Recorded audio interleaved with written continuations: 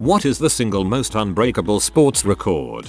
In 1916, Georgia Tech beat Cumberland in a college football game ending in a score of 222-0. I don't think scoring that many points while allowing 0 points will happen ever again. A real old one. The most famous of all chariot racers was Gaius Appuleius Diocles, who won 1,462 races. When Diocles retired at the age of 42 after a 24-year career, his winnings were $35,863,120 sesterces, $15 billion, making him the highest paid sports star in history. And since I don't see any new chariot racing hype, I can only say those records will never be broken. Well, kind of a sporting record, but Wade Boggs once drank 50 beers on a cross-country flight and then absolutely destroyed the Seattle Mariners the next day, although some say it was actually 60/70 beers. If an MLB player throws a no-hitter, it is the highlight of their career. Throwing 2 no-hitters puts you in an elite group. Nolan Ryan threw 7 no-hitters. Wayne Gretzky's all-time points record. Even if you take away all his goals and only count his assists, he would still be in first with just assists. Also, as a football fan, I feel like Jerry Rice's all-time receiving yards record won't be broken due to no one playing at that high of a level for that long anymore. Gretzky's totals will never be touched. Those are the result of once-in-a-generation talent coinciding with the highest scoring period we've ever seen in the NHL. I'll go with baseball pitcher's Cy Young's 749 complete games, and it was out of 815 career starts. That will never, ever be broken or event remotely approached. Yeah, those old pitching records are all pretty much non-starters. There's no way we go back to a system in which pitchers throw 300 plus innings a year. Wilt Chamberlain once averaged 48.52 minutes per game played for an entire NBA season. The games are 48 minutes long, so he played essentially every game for every minute, plus overtime. That will never be broken. Also, he once averaged 50 points for an entire season. Next closest is Michael Jordan in the 80s at 37 ppg. 13 ppg less than Wilt, and that was Michael Jordan in an ISO-heavy league. Wilt has about 10 completely unbreakable records. 100 points in a game is most likely unbreakable. Someone from the NBA in the modern era, though, I'd say LeBron James is on his way to having a dang near unbreakable total playoff points record. He's 33 and is already number 1. If he continues to go deep into the playoffs each year, which will be more difficult in the West, that record will be practically untouchable. Also, he once averaged 50 points for an entire season. Yeah, that is absolutely insane. That is a good one. You're right about Chamberlain having several records that contend. The minutes per game one I hadn't heard before. That's crazy. My dad holds the record for the 100-yard dash at his high school. It will never be beaten. He has no idea what the time was, but they changed to the 100-meter dash the following year, so he says it cannot be beaten.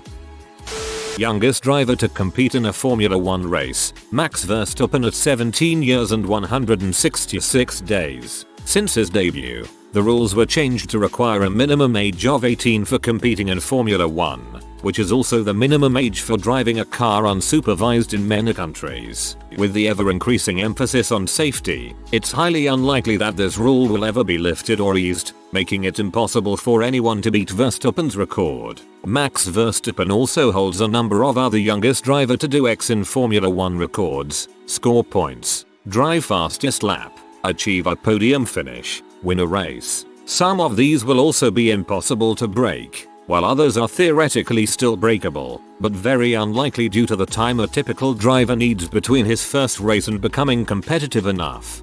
In a sport where nowadays if you're in your early mid-30s the question of retirement constantly comes up, nobody's ever touching Louis Chiron's oldest driver record of 55 during the 50s. Jerry Rice has about 7,000 more receiving yards than the guy in second place. He played for 19 years and that's unheard of. I don't think Brett Favre's consecutive games as a starter will ever be broken, at least for quarterbacks, because with all the new concussion protocols even he wouldn't have made it to that number. Like you have to simultaneously be excellent at your position for nearly 20 years, and also not get injured, and also not get sick. That's pretty ridiculous. I remember seeing him get blasted, go back in for a long pass, which he completed. Then I hear he went to the sideline and was so concussed he didn't know whether the receiver had caught the ball. He started the next week, of course. Won't likely see stuff like that again. I'm really surprised Tiger Woods hasn't been mentioned here. He holds 3 golf records which will never be beaten. 1. Tiger's first major was the 1997 Masters, which he won by 12 strokes, with a 4-day score of -18, which in itself is a record equaled only by Jordan Spieth in 2015. The next highest margin of victory is 9 strokes, by Jack Nicklaus over Arnold Palmer and Gary Player in 1965. 2. Tiger demolishing the 2000 US Open field at Pebble Beach, where he won by 15 strokes, the highest in any major.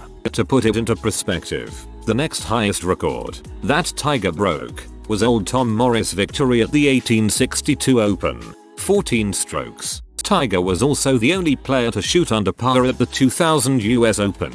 3. Probably the most impressive of his records, Tiger made 142 consecutive cuts in a row. For those of you who aren't familiar with this concept, a cut is a method of disqualification when players ranked over the median after 2 days of a tournament are disqualified for the 3rd and 4th round. In order to make 142 consecutive cuts in a row, Tiger shot pretty much under the median for 284 rounds over a 7-year period, which is mind-boggling considering that he played nearly every tournament without taking a break during that time period. This was also during a period when he was winning pretty much every other tournament he took part in.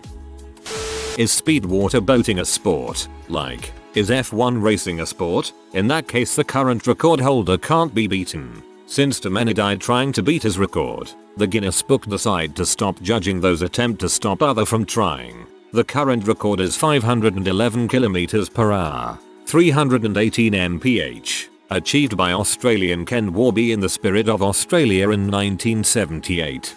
F1 is definitely sport. LOL. The drivers are athletes with insane endurance, fitness along with extremely quick reflexes and processing ability. Those guys endure forces of 6-7 Gs multiple times during a lap. That's not something the average human being can endure without passing out or snapping their neck. Driving anything fast is a sport. Jahangir Khan's 555 consecutive wins as a professional squash player. He didn't lose for 5 years and I'm not sure there will ever be a professional sports player as dominant for as long a period as he was. Pete Rose's record of 4,192 career hits. For a lot of reasons, hitters draw so many walks in today's game. It's rare even for really good hitters to actually have enough at bats in a season to collect 200 plus hits. Rose had 200 plus hits in 10 different seasons. Mookie Betts is leading the majors in average and he's on pace for 180 hits. Hardly anyone plays for 24 seasons anymore like he did. Players spend more time in the minors, and with salaries where they are, it's hard to imagine elite players whose career earnings top $100 million by age 30-32 wanting to play for another decade. Rose almost never took a day off. 8 different times he played all 162 games. Managers just don't let that happen. Players get days off, and teams are way more cautious with injuries. And Rose was lucky with injuries. From age 22 through 39, the fewest games he played in a season was 136. It comes to down an incredible amount of longevity and at-bats that Rose had that no players may ever reach again. Makes me wish Ichiro would have started his career in the US. 3,089 and 18 MLB seasons, but he debuted at 27. He collected another 1,278 in Japan over 951 games, or about 6 major league seasons. Had he started at 21-22 in the US, who knows what he could have done. In this era of high OBP, high HR players and outstanding strategic pitching, Ichiro will probably be the last truly elite contact hitter. Usain Bolt won the 100 meter, 200 meters, and 4x100 meters in 3 consecutive Olympics. We will never see a streak like that happen again.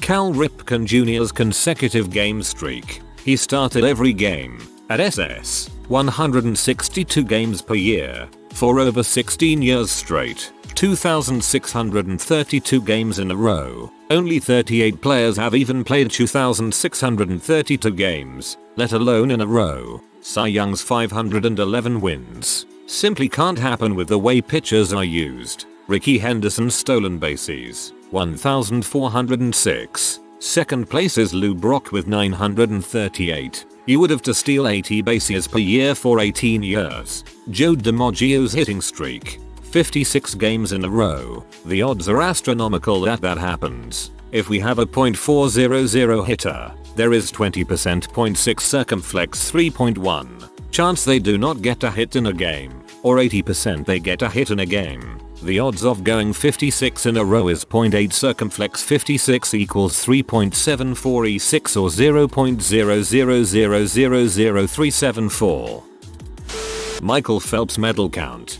No Olympian will even come close to surpassing him as the most decorated Olympian of all time. Very surprised to see this so low. Not just a swimming record but all Olympic sports.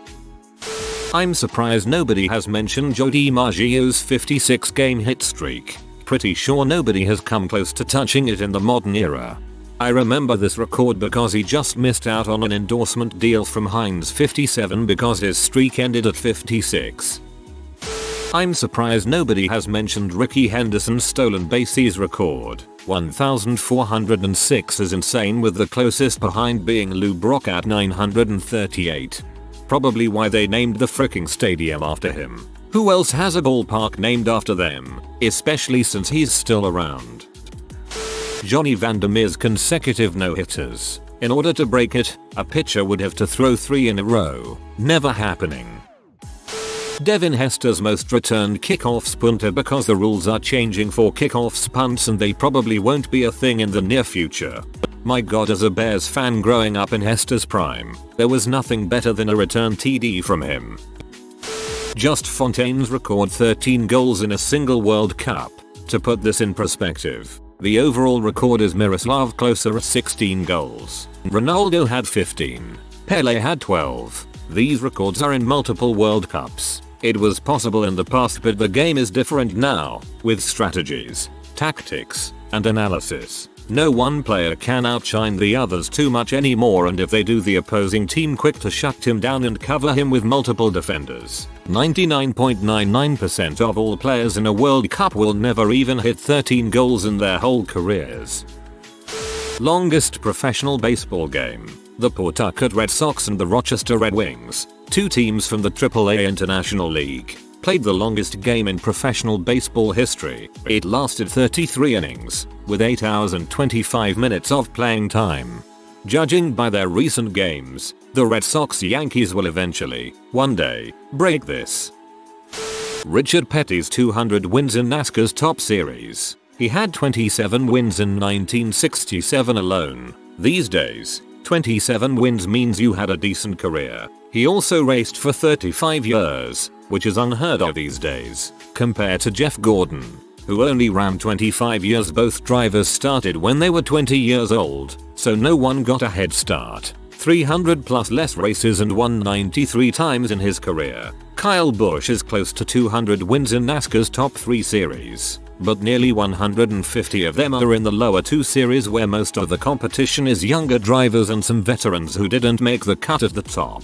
Even that record, though not as impressive as the Kings, but still dang impressive, will be unheard of soon, as a new-ish rule means that if you run the top series full time, you're only allowed to run a handful of lower series races during a season. Before, there was no limitation, so he would run 60 races a year, half of which was against easier competition. To me, both Petty and Busch's records are watered down for the reasons you listed. Petty raced a million races a year, most of which were against lower competition, and you were not all that limited in what you could do to engines, unlike today. KB is also racing against lower competition in trucks and Xfinity, so the wins mean less. In baseball, the record for the most grand slams hit in a single inning is 2, set by Fernando Tatis in 1999. In order to break this record, someone would have to hit 3 grand slams in an inning. To put this into perspective, Only 5 players in MLB history have had 3 hits in an inning. Of the millions of baseball games that have ever taken place, only once in recorded history has anyone hit 3 home runs in an inning, and that was in a California high school game a couple years ago. This person wouldn't just have to hit 3 home runs, the person would also need the bases loaded each time. The series of circumstances needed to hit 3 grand slams in an inning is so incredibly difficult to achieve. Tatis will never lose the record. Well, Ricky Suggs almost had Bill the Bulldozer Daughteriv's record for number of touchdowns. He tore his ACL, and everyone thought that was it. In a shocking turn of events, they let Suggs on the field all casted up with his freaking crutches, and they let his butt walk that last touchdown in just so he could have the record. He dropped the ball. Someone from the other team picked it up, handed it to him, and shook his hand. It was sickening, but everyone ate it up like it was the greatest thing they'd ever seen. Lucky there was some loophole where, since Daughteriv technically never graduated high school, he was able to come in for one play, score 1 touchdown, and secure the record for good. I doubt anyone at Allen High will ever try to touch that record again. That's an impressive story, I'll tell you what. Brett Favre has 296 straight starts in the NFL regular season. For one, not many people play that long in the NFL. To play 296 regular season games is a ton, and to start every single one is insane. He would oftentimes play hurt or injured, which many people don't do. Another, kind of sad reason is that he played through concussions throughout his career. In football they are bound to happen unfortunately, and with the new concussion protocol it could be next to impossible to see someone not miss a game for 18+ years. Let us not forget the time Al Bundy scored 4 touchdowns in a single game while playing for the Polk High Panthers in the 1966 City Championship game versus Andrew Johnson High School, including the game-winning touchdown in the final seconds against his old nemesis, Spare Tire Dixon. Rafael Nadal 11 Roland Garros titles, 82 record at that tournament. He probably has at least a couple more in him before he retires. Insane. That's probably one of the most unbeatable records for sure. Federer also has some mind-boggling ones that could very well never be beaten. 18 out of 19 final appearances. Nearly 6 straight years of reaching the finals of every Grand Slam. Truly WTF and scary. 23 straight Grand Slam semifinals. 36 straight quarterfinal appearances. Cordarrelle Patterson ran a 109-yard kickoff return touchdown when he played for the Vikings. Until they make football fields longer, that one staying. Giacomo Agostini has 15 MotoGP championships. While it may be possible for a youngster like Marc Marquez to beat that, it's difficult to last that long in a sport that dangerous. The Miami Dolphins' perfect record hasn't been broken yet, and the best chance was the Patriots back in the day, but the league is so competitive right now that we may not see another perfect record for a very long time, if ever. I'm sure that one will be broken eventually. Fastest lap speed ever at Indianapolis was set in 1996 by Eddie Cheever Jr., 236 miles per hour. Aerially Endick turned in a 239 mile per hour lap during practice that year, but practice laps aren't officially counted. The cars are still fast today but have been regulated to slightly slower speeds due to safety. Messi scoring 91 goals in a calendar year. Everyone thought that Gerd Muller's 85 goal year would never be broken because the game is so advanced now and the competition is so fierce. Leave it to Messi. The big four era of tennis, Federer, Nadal, Djokovic, Murray, is still producing some really bizarre stats, such as, since 2005, only 5 players, including Wawrinka, have won 52 out of 54 Grand Slams, and only 3 players, Federer, Nadal, Djokovic, account for 46 out of 54. The same 2 players, Federer and Nadal, won every Grand Slam in 2006 and also in 2017. That career longevity is unheard of. There will be other dominant players of course, but this period of prolonged dominance by a select few is special. Most playoff wins for a starting QB. Tom Brady started in 27 winning playoff games. That's more playoff wins than 28 NFL teams. Next closest is Montana with 16. Considering the Pats have had a lot of first round buys over the years, that's a pretty crazy stat. The New York Yacht Club's 132-year America's Cup winning streak is the longest ever in a sport's history in terms of years, and because of changes in the structure of the America's Cup, is very unlikely to be broken. Cy Young's 511 victories as a baseball pitcher. No one pitches that many games or innings anymore. 300 victories used to get you into the Hall of Fame. Now it's more like 250. If you are new to the channel, you can subscribe. I publish new videos every day. Until then, check another video.